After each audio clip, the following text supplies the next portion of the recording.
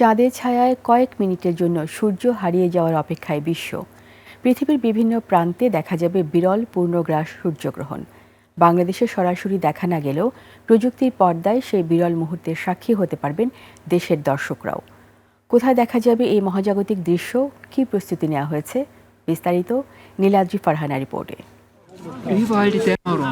বাংলাদেশ সময় রাত ৯টা ৩৪ পৃথিবীর বিভিন্ন প্রান্তে দেখা যাবে ২৭ বছর পর পূর্ণগ্রাস সূর্যগ্রহণ। কোথাও পুরো সূর্য ঢেকে যাবে চাঁদের আড়ালে, আবার কোথাও দেখা যাবে আংশিক গ্রহণ।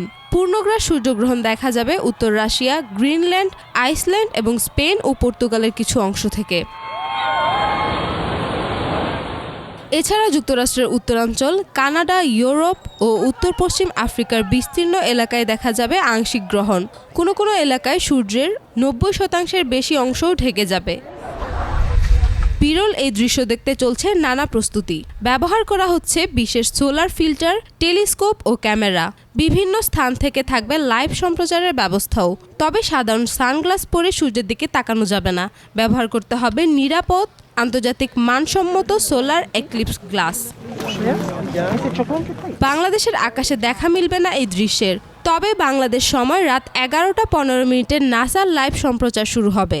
সর্বোচ্চ গ্রহণ হবে আনুমানিক রাত ১১টা ৪৬ দিকে।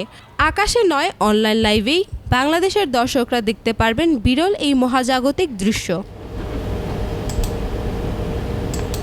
Niladri Farhana, desk report, ২১ television.